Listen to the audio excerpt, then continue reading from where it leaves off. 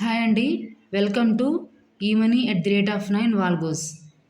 Previous దాంట్లో మనం హిందీ और తెలుగు में సమాన్ శబ్ద్ కొన్ని వర్డ్స్ చెప్పుకున్నాం కదా. ఇప్పుడు ఇంకొన్ని వర్డ్స్ నేర్చుకుందాం. చూడండి, హిందీ తెలుగులో రాసాను చూడండి.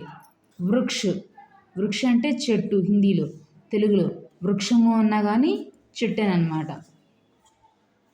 ఫల్, ఫలము, ఫల్ అంటే పండు, ఫలము అన్నా కానీ పండే వస్తుంది.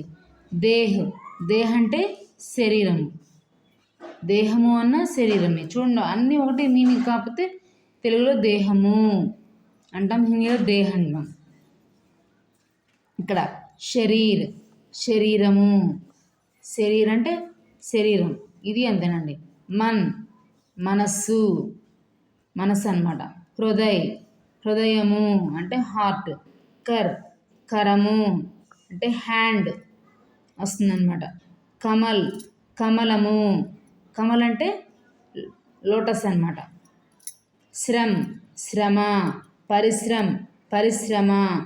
చూసారు కదండి. మళ్ళీ ఇంకోసారి ప్రొనౌన్సియేషన్ చేస్తాను చూడండి, హిందీలోను తెలుగులో. హిందీలో వృక్ష, తెలుగు వృక్షము. ఫల్, ఫలము. దేహ్, దేహము.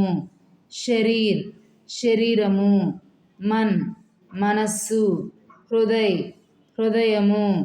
కర్, కరము. కమల్, కమలము. శ్రమ్, శ్రమ. పరిశ్రమ్, పరిశ్రమ.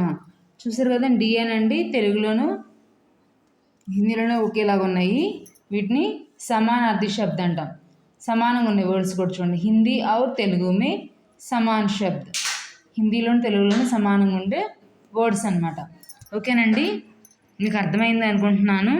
మీకు అర్థమైతే కనుక నా ఛానల్ని లైక్ చేసి షేర్ చేయండి, అలానే సబ్స్క్రైబ్ కూడా చేయండి. మీకు ఏమైనా డౌట్స్ ఉంటే కనుక కామెంట్ బాక్స్లో కామెంట్ కూడా చేయండి. ఓకేనండి, థ్యాంక్ యూ.